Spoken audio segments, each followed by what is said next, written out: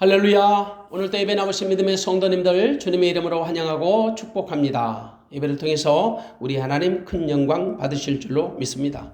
우리는 예배 가운데 주의 임재하심과 주의 역사심을 보기를 원합니다. 조금 전에 읽었던 하나님 말씀 에베소서 4장 13절에서 16절 말씀 가지고 저는 교회가 버려야 할 영적 사조, 교회가 버려야 할 영적 사조에 대해서 말씀드리려고 합니다. 여기서 말하는 사조는 어떤 시대나 계층에 나타나는 공통적이고 일반적인 사상의 흐름을 말합니다. 혹은 관념이지요. 오늘 본문의 말씀을 통해서 보면 14절에 교훈의 풍조라는 말이 나옵니다. 바로 이런 것들이 일종의 사조라고 볼 수 있습니다. 지상에 세워진 교회, 정말 아름답고 순수하고 영광스러운 교회입니다. 물론 그것은 교회의 어떤 예적인 모습을 말하는 것이 아니죠. 교회를 구성하고 있는 천하보다 귀한 그 주님의 백성들 때문에 아름답다는 겁니다. 그래서 우리는 교회를 주님의 몸이라고 부릅니다. 그리고 교회를 이 지상에서 가장 아름다운 집이라고 말할 수 있는 것입니다. 그러기 위해서 교회가 교회다워야 합니다. 교회가 교회답지 못하면 세상 사람들로부터 지탄을 받습니다. 그런데 교회가 역할에 충실하면 세상 사람들로부터 호감을 받고요, 관심을 받게 돼 있습니다. 세상에는 정말 사람들로부터 모진 욕을 얻어먹는 교회도 있습니다. 세상 사람들로부터 칭찬과 존경을 받는 교회도 많습니다. 대부분의 교회가 그렇다고 볼 수 있지요. 물론 교회가 세상으로부터 평가받는 것은 아니지만 그래도 세상을 무시할 수는 없잖아요. 교회는 세상 속에 존재하니까. 눈에 보이는 가시적 교회도 마찬가지고 보이지 않는 불가시적 교회도 마찬가지예요. 모든 교회는 세상으로부터 불러냄을 받은 무리들이고 영혼들이거든요. 한마디로 세상과는 전혀 차원이 다른 것입니다. 물론 그것은 교인들도 마찬가지고 교인들이 출입하는 예배당도 마찬가지예요. 왜? 교회의 역할이 있고 교인들의 사명이 있기 때문이죠. 그래도 어느 시대라도 교회는 그 시대를 깨우는 희망이었습니다. 오직 세상이 다 타락해도 교회는 그런 자들을 깨워주는 최후의 보리였던 거죠. 그 시대의 정신적인 어머니였고 영혼의 안식처가 교회였습니다. 최소한도 기독교회는 그런 역할에 충실해 왔습니다.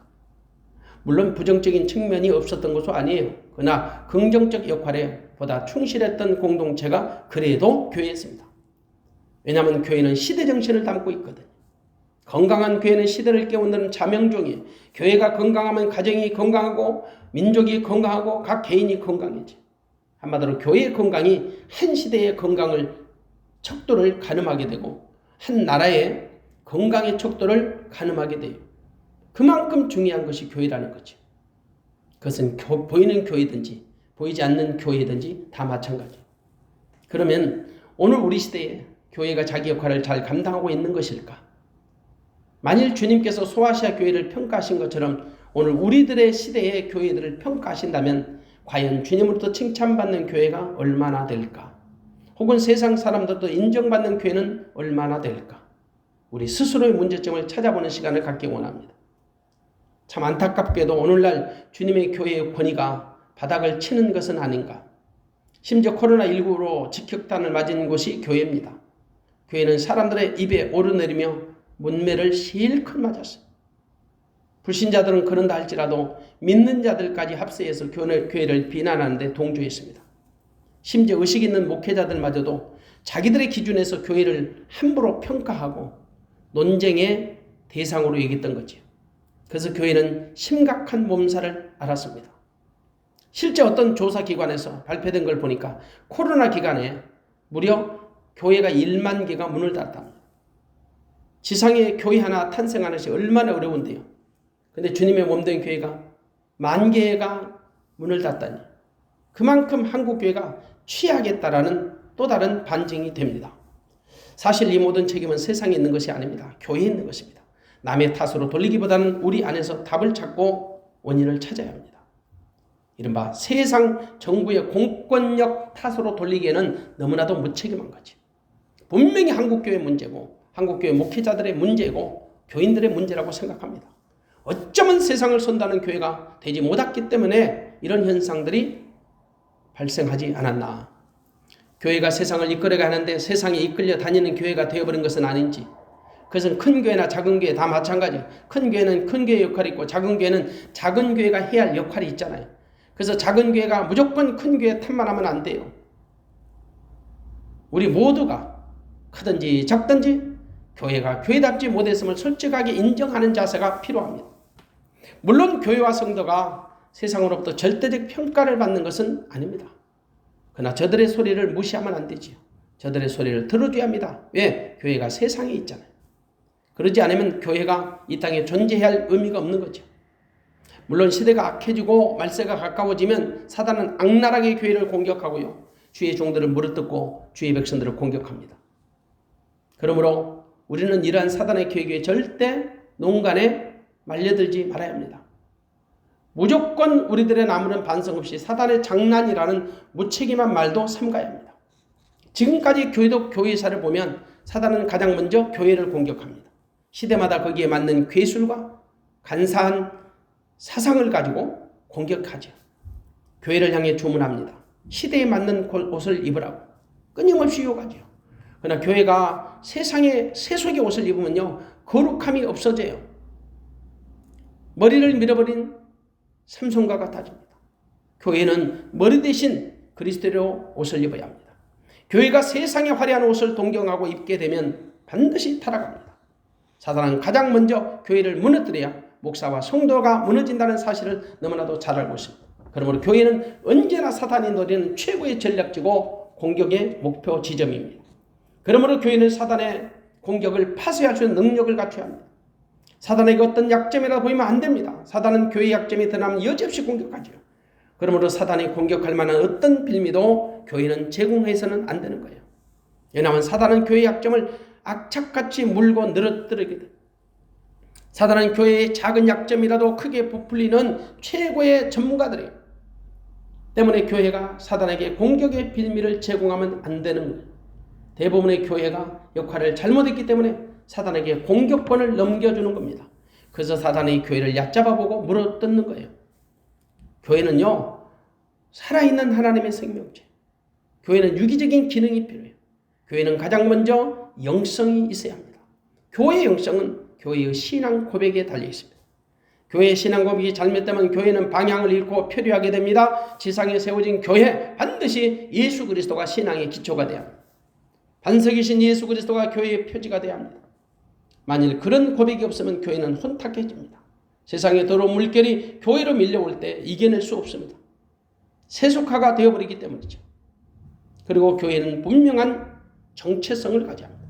교회의 정체성은 교회의 이념과 주체성에 관한 거죠. 하나님의 중심의 교회가 될 것이냐, 아니면 사람 중심의 어떤 종교적인 회의가 될 것이냐, 회합이 될 것이냐, 그것은 교회의 색깔에 관계된 것입니다. 여기서 바로 하나님 중심의 신본주의가 나오고 사람 중심의 인본주의가 나오게 됩니다. 교회는 반드시 하나님 중심의 신본주의가 되어야 합니다. 말은 쉽죠. 근데 사실 상당수의 교회들이 이 부분에서 자유롭지는 못합니다. 말로는 하나님 중심을 부르짖습니다. 그런데 실제로 사람들의 생각대로 교회가 움직이는 경우가 허다해요. 하나님보다는 교회의 어떤 전통, 시스템, 영향력이 있던 어떤 물리적인 힘에 의해서 운영되고 유지될 때가 많다는 말이에요. 솔직히 어떤 사람의 구미에 맞추어 굴러가는 교회도 있습니다. 그리고 또한 교회는 바른 정치성을 가져야 합니다. 사람은 사회적 동물이기 때문에 둘만 있어도 정치를 해요. 리더가 생긴다는 거지. 세상에 존재하는 교회도 세상을 향한 목표가 있어요. 방향이 있어요. 세상을 향한 교회의 정치적인 역할이 있다는 거예요. 물론 교회가 세상 정치에 개입하라는 말은 아니에요.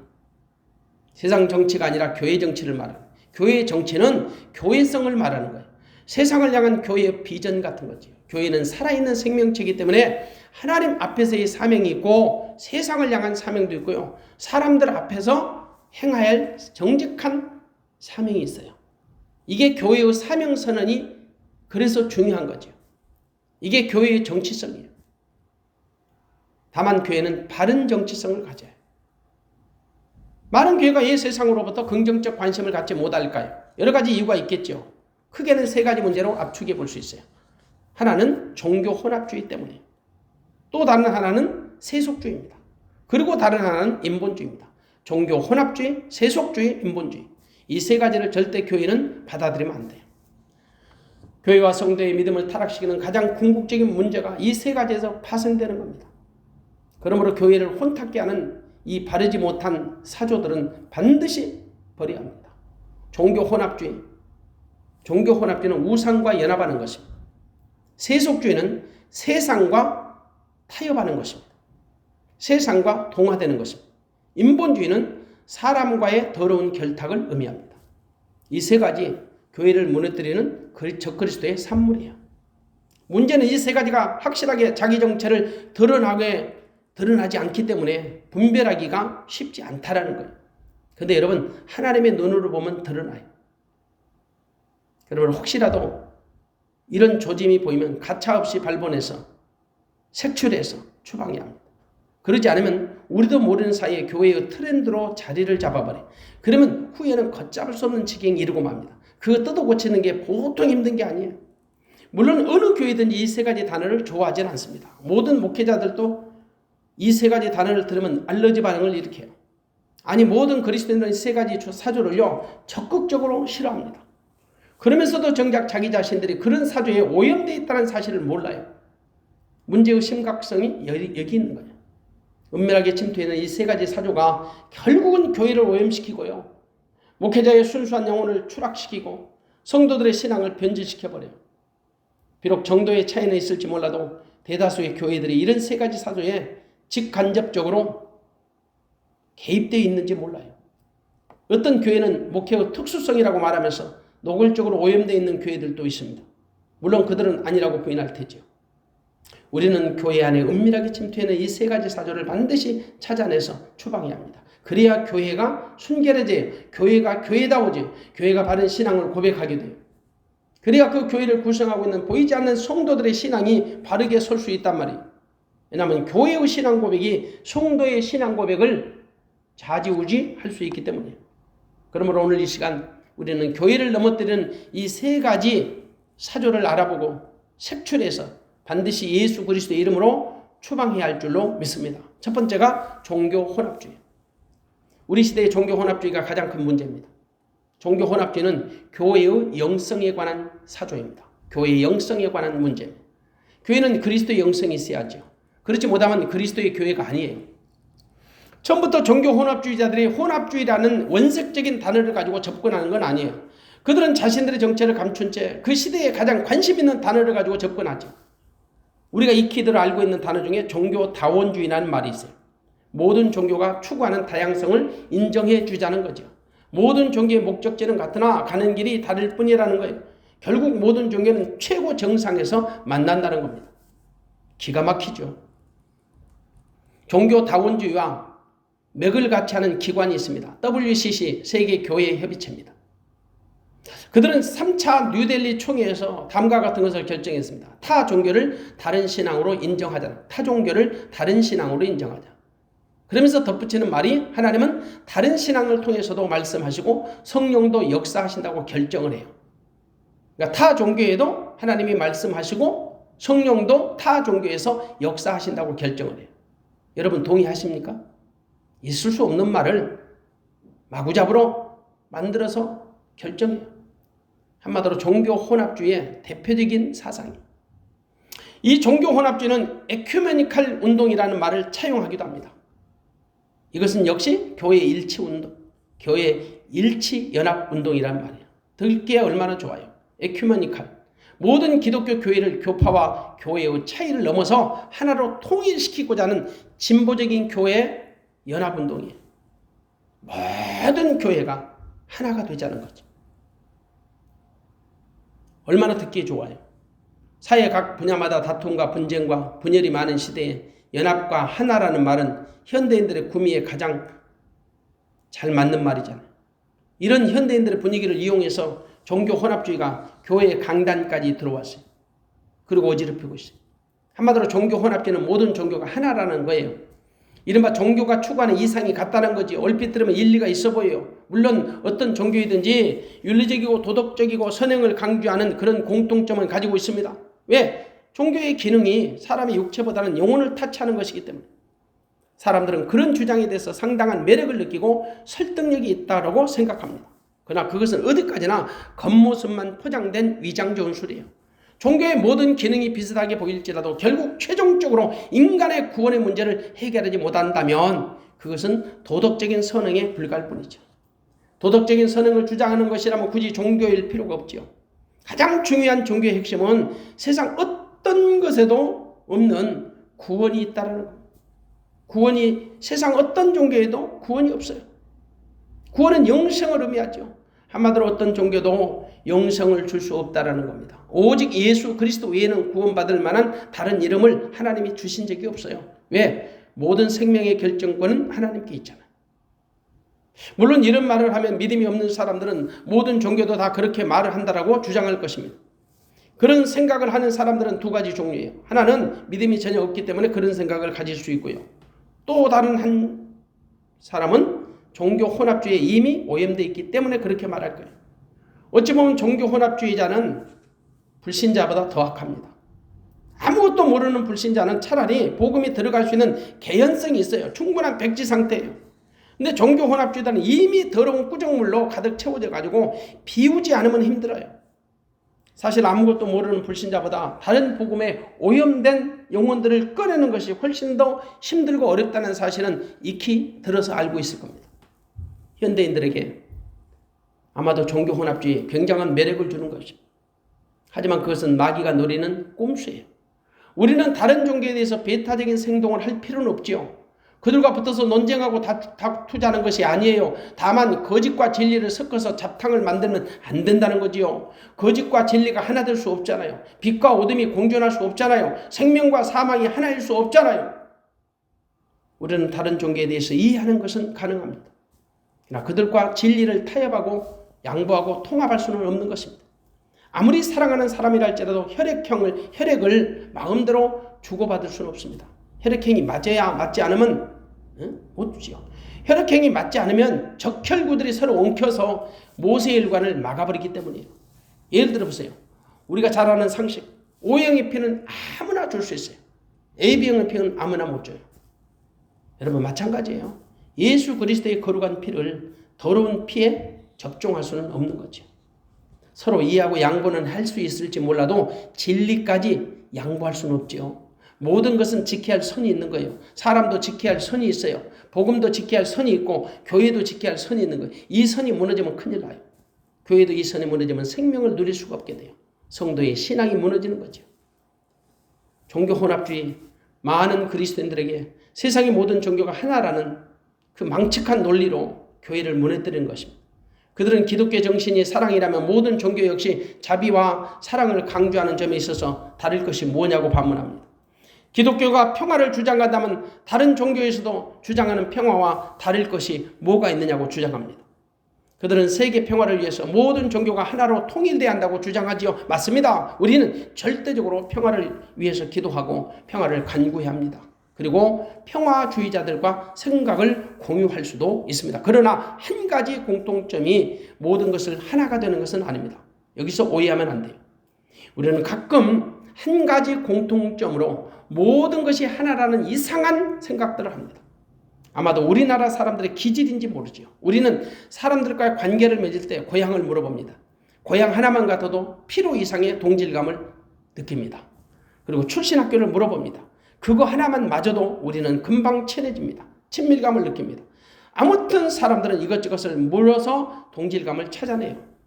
그 중에 하나만 찾으면 하나가 된 것처럼 동질감을 느껴요.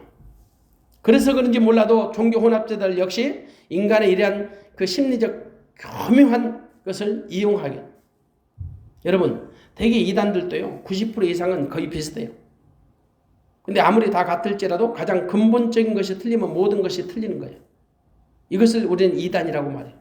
이단은 다 같아 보이는데 끝이 달라요. 근데 그 다른 끝 하나가 모든 것을 대표할 핵심인 거죠. 가장 중요하다면. 그래서 중요하지 않는 것 99%가 같을지라도 가장 중요한 것 1%가 틀리다면 100%가 다 틀린 거란 말이죠. 여기에 함정이 있어요. 그래서 믿음이 없거나 구원의 확신이 없는 성도들은 이런 말에 쉽게 동의하지 않을 겁니다. 그런데 여러분, 진리는 하나예요. 모든 것이 다 진리 아니에요. 진리는 절대 변하지 않습니다. 시대가 바뀌고 역사가 바뀌어도 진리가 변한다면 진리가 아니에요. 오직 생명의 진리는 자고 이래로 하나였습니다. 예수 그리스도 안에 생명의 진리가 있다는 불변의 철칙입니다. 이것은 지금까지 신구약 모든 성도가 목숨처럼 여겨온 진리였습니다. 이 진리가 무너지면 우리 안에 하나님의 생명이 없는 것입니다. 그렇습니다. 우리는 어떤 종교와도 연합할 수 있습니다. 그들과 민족을 위해서, 세계 평화와 안전을 위해서 사상을 공유하고 연합하는 일에 하나 될 수 있습니다. 이런 일에 종교가 무슨 문제가 되겠어요? 이웃을 사랑하고 구제하고 돕는 일에 얼마든지 연합이 가능하고요. 연합해야 합니다. 그러나 지켜야 할 선이 있는 거예요. 목숨을 걸고라도 지켜야 할 선은 지켜져야 합니다. 이 선이 무너지는 것은 모든 것이 무너지는 것입니다. 이 선을 지키는 것은 고집이 아닙니다. 오만이 아닙니다. 독선이 아닙니다. 목에 칼이 들어올지라도 지켜야 할 것을 지키는 것이 믿음입니다. 안타까운 것은 불신자들은 종교적인 연합이나 종교적 통합을 주장하는 사람들에게 후한 점수를 줍니다. 근데 심지어 믿음 없는 성도들도 그런 자들을 지지합니다. 이것이 종교 혼합주의자들이 누리는 꼼수예요. 교회가 가끔 이런 일 때문에 욕을 얻어먹지요. 여러분, 가짜가 진짜고 사귀면 가짜가 손해날까요? 진짜가 손해날까요? 가짜가 진짜고 사귀면 손해날 것이 없어요. 진짜가 손해나요. 죄송한 표현이지만 공부 못하는 학생이 공부 잘하는 학생과 사귀어서 손해볼 게 뭐가 있어요? 바둑을 잘 두지 못하는 하수가 잘 두는 상수들과 바둑을 둔다면 여러분 하수는 손해볼 게 없어요. 그래서 많은 이단과 다른 종교들이요. 기독교를 그들의 울타리로 끌어들여. 이게 음모예요. 절대 속으면 안 돼요. 그들은 그리스도인들로 하여금 독창적이고 독선적인 믿음을 포기하라고 은근히 압력을 가해요. 결국 모든 종교는 추구하는 점이 같다고 한 곳에서 만난다고 주장을 하죠. 모든 종교가 추구하는 것이 같다라는 거예요. 모든 종교마다 구원을 주장하듯이 심지어 종교마다 구원도 같다라고 주장을 해요. 참 무서운 전략이죠. 아주 간사한 사단의 위장 전술이에요. 그들은 큰 교회를 정략적으로 이용하기도 하고 작은 교회가 이용당하기도 합니다. 큰 교회 지도자들을 공신력 있게 내세우기도 하죠. 때로는 교회 지도자들마다 그들의 비유를 맞추기 위해서 그들의 논리를 반박하지 못합니다. 그냥 침묵하든지 이상한 방법으로 동의하는 듯한 발언을 서슴지 않는 경우를 봅니다. 때로는 노골적으로 지지하는 지도자들도 있어요. 어떤 단체에서 기독교 혼합주의로 인해서 경계해야 할 인물들을 발표를 했어요. 정말 믿고 싶지 않지만 우리가 다 알 만한 저명한 인사들이 포함되어 있어요. 세계적인 전도자였던 빌리 그레임 목사. CNN 방송에 출연해서 이런 말을 했답니다. 나는 나 자신의 구원보다 교황의 구원을 더 확실히 믿는다. 나는 내 자신의 구원보다 교황의 구원을 더 확실히 믿는다. 여러분, 이게 정말 사실이라면 성경을 모르는 종교 혼합주의자에 불과하죠. 자, 긍정의 힘이라는 책으로 유명해진 목사님 계시죠. 레이크우드 교회 조엘 오스틴 목사님. 그분이 폭스뉴스 선데이라는 방송에 출연해서 몰몬교를 기독교로 보내는 질문을 받았어요. 그때 그 목사님 하는 말, 나는 자질구레한 것까지 따지고 싶지 않다. 그들도 참 기독교라는 답을 했답니다. 기가 막힐 노릇입니다. 만일 그것이 진실이라면 그도 역시 종교 혼합주의자에 불과할 뿐입니다. 우리가 잘 아는 오프라 윈프리라는 흑인 여성이 있습니다. 그녀는 기독교인으로 알려져 있습니다. 하지만 그 여인이 단지 뉴에이저일 뿐입니다. 그녀가 TV 토크쇼에서 이런 말을 해요. 신에 도달하는 방법은 다양하다. 꼭 예수만이 그 길은 아니다. 신에 도달하는 방법은 다양하다. 꼭 예수만이 그 길은 아니다. 비성경적이죠. 말이라고 거침없이 한닥에서 다 말이 아닙니다. 정말 조심해야 합니다. 종교 혼합주의다. 이처럼 종교 혼합주의자는 교회 일꾼들을 선동해서 자신들의 목적을 달성하기 위한 수단으로 이용합니다. 오늘날에도 그런 것을 아예 대세로 여기는 사람들도 많이 있습니다. 마치 그것이 자신들의 어떤 포용력의 상징처럼 말이에요. 정말 안 됩니다. 어떻게 여러분 더러운 우상과 예수 그리스도가 하나 될 수 있겠습니까? 안 됩니다. 절대 안 됩니다. 절대 추워라도 그런 생각을 담으시면 안 됩니다. 아무리 맑고 청한 물이라도 그곳에 여러분 독약이 혹은 꾸정물을 한 방울이라도 섞어버리면 전체가 더러워집니다. 그리스도와 벨리알이 어찌 조화를 이룰 수 있단 말입니까? 보다 원색적으로 하나님과 귀신을 어떻게 겸하여 섬길 수 있단 말이에요. 종교 혼합주의, 내 영혼을 타락시키는 가장 무서운 신앙의 대적입니다. 결국 이런 것들이 우리들의 신앙을 병들게 하고 세상과 타협하게 만들고 우리가 멋대로 신앙생활을 하게 합니다. 종교 혼합주의 사상에 물들은 성도들요, 교회 방침 따르지 않습니다. 목회자의 바른 교훈을 거절합니다. 자기들의 잘못된 믿음의 원칙을 고수합니다. 마치 자신들이 가장 고상한 믿음을 가진 것처럼 착각을 합니다. 조심해야 합니다. 우리는 종교 혼합주의를 거부합니다. 그 다음에 두 번째, 교회가 조심해야 할, 또 교회가 거절해야 할 사조는 세속주의입니다. 교회가 경계해야 할 사조, 세속주의. 세속주의는 교회의 정치성에 관한 사조입니다. 세속주의는 세상 물결을 교회에 접목을 시키는 거예요. 받아들이는 거죠. 세속주의자들은 세상의 철학을 동원합니다. 세상의 경제적 논리를 가지고 교회를 경영합니다. 세상에 추구하는 방식과 다를 것이 없는 거죠. 교회 운영 방식이 기업가들이 경영을 하는 것과 다를 바가 없습니다. 교회를 통해서 그들은 입신양명을 꾀합니다. 성공을 꾀하지요. 성공주의 신앙이 나오는 거예요. 세상 유행하는 방식을 쫓아서 교회의 붕을 꿈을 꿉니다. 세상적인 논리를 가지고 신앙생활 하라고 부추기지요. 어떻게 해서든지 사람들만 많이 모이면 됩니다. 수단 방법 가리지 않습니다. 대부분 그런 사람들은 세상적인 가치관을 하나님의 가치관보다 더 우선하고 동경합니다. 어떻게 해서든 출세, 성공, 승리 이것에만 집착하지요. 그들은 오히려 기존 교회의 답답한 이미지를 자신들이 선도하고 있다고 착각을 합니다. 그래서 세상에 흘러가는 물결에 민감하게 반응하고 적용합니다. 물론 교회도요, 세상의 분위기, 시대적인 흐름을 읽지 못하면 안 돼요. 다만 그들을 모방하고 그들과 동일한 방식으로 교회를 이끌어가면 안 되는 거죠. 언젠가 한번 들은 말입니다.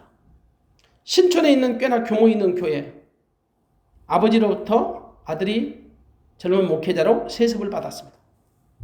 이 젊은 목회자가 젊은이들을 수용하기 위해서, 붙들기 위해서 교회 지하를요, 무도장을 만들었답니다.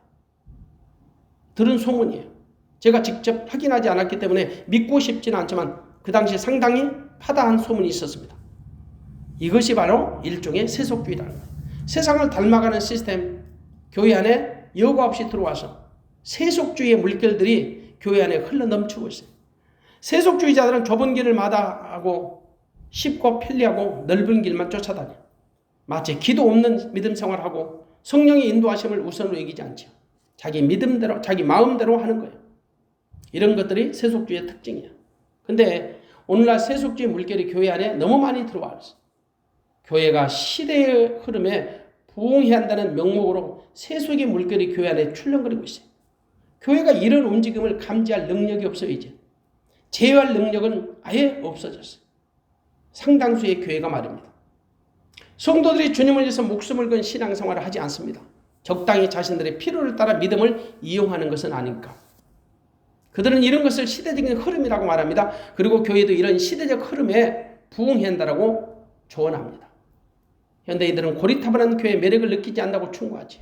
일종의 상황윤리에 잘 적응하라고 말합니다. 세상은 이런 것을 유연성 혹은 융통성이라고 말합니다. 사실 우리는 간혹 세상 사람들부터 예수 믿는 사람들 융통성이 없다는 소리를 자주 듣습니다. 참 듣기 거북한 말입니다. 하지만 다른 것은 몰라도 믿음 생활에 있어서는 보수적인 것, 융통성이 없다라는 것이 오히려 맞는지 모릅니다. 융통성이 있다는 사람들 믿음 한번 보세요. 참 엉성합니다. 그들은 주님의 일보다는 세상 사람들의 비율을 맞추기에 급급합니다. 세상이 부르면 도말하지 않고 달려갑니다. 그런데 주님이 부르시면 주저합니다. 세상으로부터 찬사는 받을지 모릅니다. 하나님 앞에서는 칭찬받을 수 없습니다. 여러분, 믿음에는 원칙이 있어요. 믿음은 하나님을 기쁘시게 하는 일이에요. 믿음이 있노라 하면서도 세상을 기쁘게 하는 것은 하나님이 주신 믿음이 아닙니다. 세속주의자들 노골적으로 세상을 따라갑니다. 오히려 세속적인 것을 교회 안으로 끌어들입니다. 이른바 믿음의 세속화를 부추기는 거죠. 그래서 세상 일과 하나님의 일이 충돌할 때 그들은 세상 일을 우선합니다. 그들은 나중에라도 얼마든지 하나님의 일은 할 수 있다라고 반문하지요. 어쩔 수 없는 상황이라 어찌할 수 없었다고 변명합니다. 예를 들어 이번 주일만 예배가 있느냐고 따져요. 예배 이번 주일에 드리지 못했는데 꼭 이번 주일만 주일이냐고 따져요. 이번 주에 예배 못 드리면 다음 주일에 드리면 되지 않느냐고 오히려 우리에게 충고하죠. 물론 그럴 수 있습니다. 그러나 그런 식으로 영적인 일을 방해하는 것을 방치하게 되면 나중에는 더 담대해지고 용감해져요. 나중에는 돌이킬 수 없는 영적 침륜의 상태에 빠져서 헤어나지 못하게 됩니다. 무엇보다도 세속주의자들은 교회의 봉을 빙자해서 세상에서 유행하는 프로그램을 여과 없이 도입을 하고 교회의 봉을 위해서는 수단 방법을 가리지 않잖아요.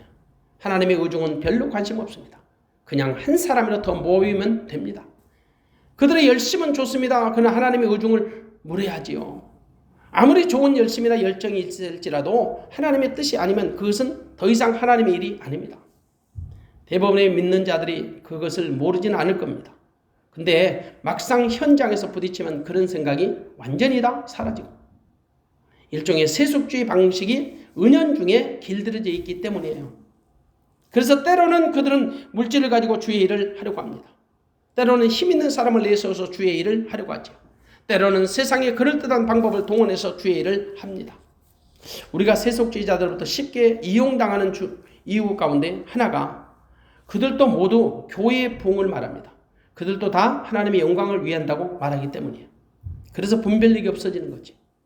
그런데 그들은 자기들의 배를 채우기 위해서 교회를 이용하는 겁니다. 어쩌면 그런 자들은 자기들의 목적을 달성하기 위해서 성도를 이용합니다. 자신들의 그 목적을 달성하기 위해서 교회를 이용하는 거예요. 물론 그런 자들도 주님의 이름을 차용하기도 하고 도용합니다. 때로는 세상에서 영향력을 얻기 위한 수단으로 교회를 이용하고 성도를 이용하지요. 때로는 교회의 재정도 멋대로 남용합니다. 성도들의 사업장도 이용하고 성도들의 가정까지 이용하는 경우가 허다합니다. 세속주의 신앙, 정말 무서운 신앙의 적입니다. 세속주의 믿음 아닙니다.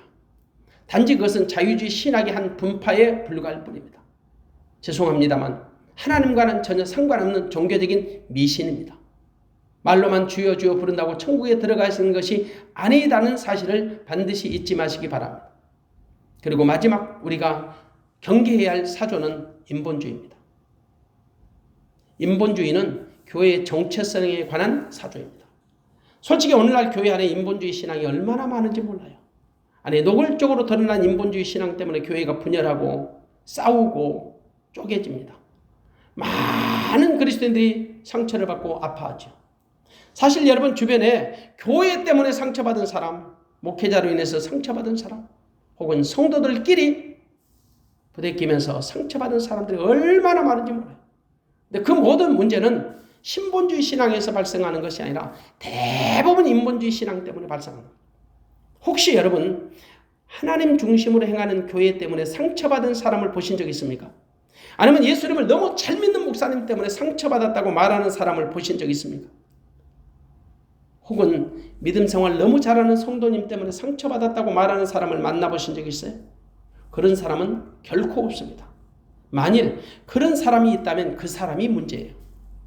대부분의 문제는 인본주의 신앙에서 파생되는 겁니다. 하나님 중심으로 신앙생활 하는 때는 아무 문제 없어요. 상처받는 일이 없어요. 왜? 일찍이 하나님께서 그 마음도 만지시고 내 안에 계신 하나님이 내 마음도 만지시고 상대방의 마음도 만져주셨기 때문이죠. 사실 주의 종들이 가장 싫어하는 단어 중에 하나가 인본주의일 겁니다. 누군가 당신의 믿음이 혹은 당신의 역할이 인본주의라고 말한다면 다 거절하겠죠. 거부하겠죠. 근데 문제는 자신들이 인본주의로부터 자유롭지 못하다는 사실을 몰라요. 사실 교회 안에 인본주의 어제 오늘 일이 아니에요. 인본주의 때문에 사람들이 교회에 등을 돌리고요. 인본주의 때문에 믿음이 안 자라요. 오히려 인본주의 때문에 믿음이 파산돼요. 인본주의는 반드시 교회로부터 추방되어져야 할 신앙의 대적입니다. 교회는 사람이 중심되면 안 돼요. 어떤 사람도 하나님보다 우선될 수 없는 거죠. 그것은 목회자도 마찬가지예요. 목사 중심 교회 미안합니다. 있을 수 없어요. 어떤 돈 많이 냈던 장로님, 기도 많이 하는 어떤 권사님, 하나님보다 앞서면 안 돼요. 그것은 교리도 마찬가지고 신학도 마찬가지고 신학이 신앙보다 앞설 수 없고 교회의 어떤 신앙의 전통도 교회의 어떤 사상도 하나님보다 앞서면 안 돼요. 어떤 것도 하나님보다 앞서면 안 돼요. 교회는 오직 주님이 우선이에요. 주님만 영광의 대상이에요. 처음부터 마지막까지 오직 주님만이 절대적으로 영광을 받으셔야 합니다. 할렐루야. 그 어떤 것도 주님보다 앞서면 안 돼. 주님과 동일시되는 것도 안 돼. 그런 것은 아예 싹을 잘라버려요. 인본주의 신앙이 교회 안에 들어오면 교회는 말이 많아집니다. 교회가 사람이 주인이 돼버려요. 교회 오래 다닌 사람이 주인 행세를 해요. 헌금 많이 낸 사람이 주인 행세를 해요. 교회의 직분자들이 주인 행세를 해요. 그러면 교회는 생명력이 없어지는 거예요. 더 이상 교회가 안 되는 거예요.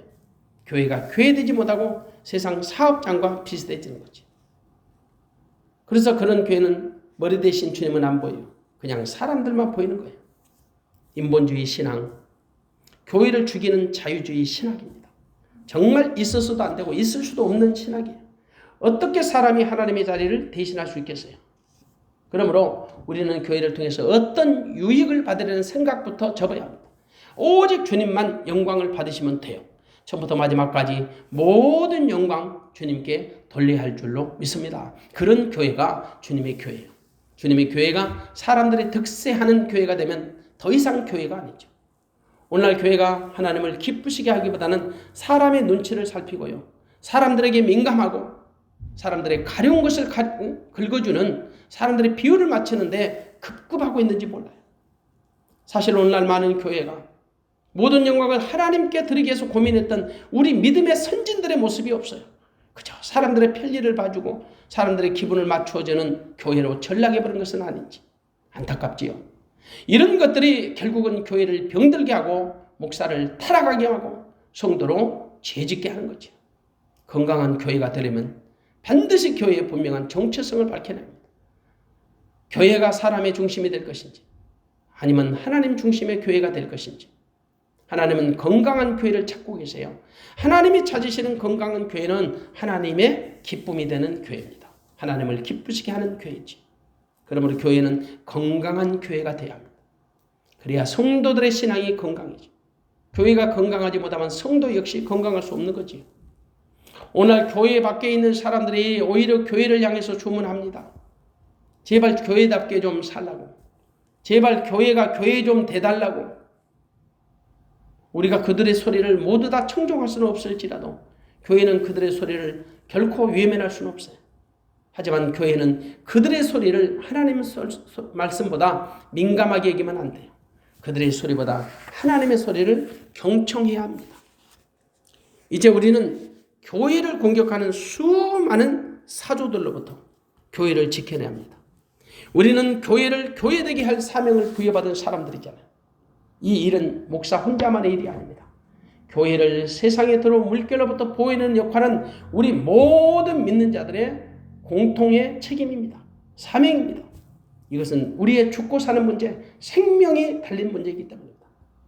사랑하는 성도 여러분, 혹시 우리 교회 안에 어떤 식으로든지 종교 혼합주의나 세속주의나 인본주의 사상이 들어와 있다면 잘 한번 살펴보시고 점검해서 그런 유사한 것이라도 발견된다면 단호하게 추방하시기를 위하여 기도하시고 선포하시기 바랍니다.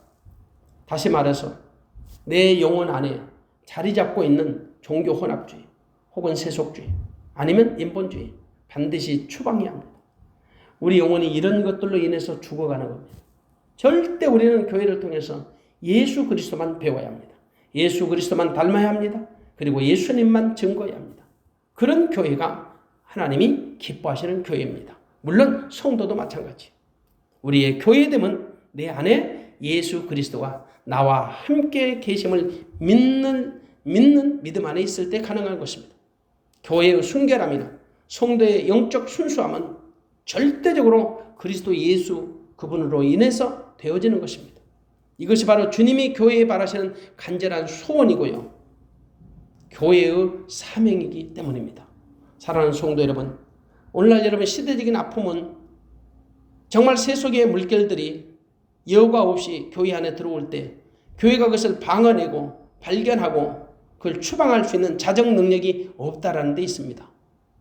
그만큼 세상과 교회가 어찌 보면 하나가 되어버렸어요. 은근히 다 여러분 보세요. 그 물결들이 하나가 되어버린 거예요. 그래서 교회가 교회답지 못하고 믿음의 성도가 성도답지 못할 때 그 주님의 안타까운 마음을 우리가 분명히 새겨서 깨달아서 모름지기 이 약한 시대에 교회가 교회로 거듭나는 성도가 성도로 다시 한번 거듭나는 놀라운 역사를 경험하고 체험하는 믿음의 종들 되어지시기를 주님의 이름으로 축원합니다. 기도하겠습니다.